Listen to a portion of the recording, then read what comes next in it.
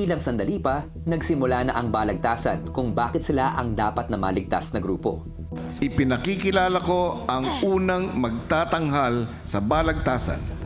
Smiling Angels. Go, brother! Go, brother! Go, Redemption. Ang Smiling Angels ay determinadong manalo at hinding-hindi magpapatalo.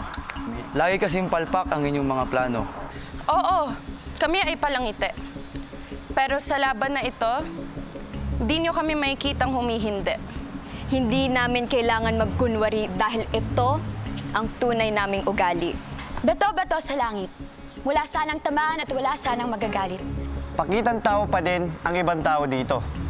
Ganyan talaga kapag natatakot kayong ipakita kung sino talaga kayo. Paano kayo mananalo kung kayo mismo magkakagrupo ay nagtatalo-talo?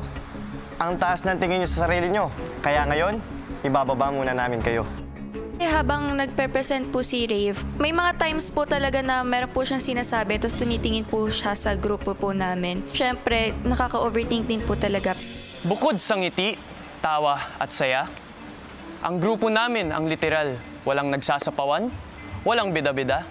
At kahit anumang hamon ang ibigay niyo sa amin, kami ay lalaban pa rin. Nabilib po ako kay Clifford. Kahit hindi po siya directed for a specific person or for a group, it really speaks to me kanina yung sinabi din ni Clifford. Hindi ba si Rave ang sinasabi niyong nagpanalo sa atin? At si Caprice, laging nasa hugasan pagkatapos nating kumain. Si Lela sa weekly task, napakita niya kung gaano siya kadeterminadong manalo. At pagkatapos ng unang eviction, pinapakita pa rin ni Fred ang patuloy niyang pagbabago. Si Ashley naman ang nagbibigay ng kulay sa bahay natin.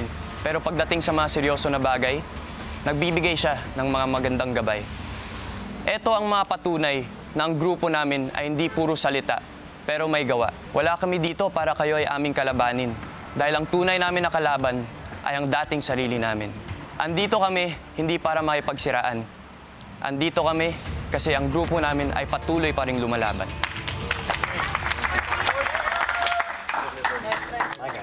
Proud po ako sa grupo ko po kasi naibahagi po talaga namin kung ano po talaga yung pinaglalaban po namin dito, kuya, sa loob ng bahay. At kung ano po yung gusto po namin, ipaalam po sa other housemates po kung bakit po namin gusto po na magstay dito, kuya.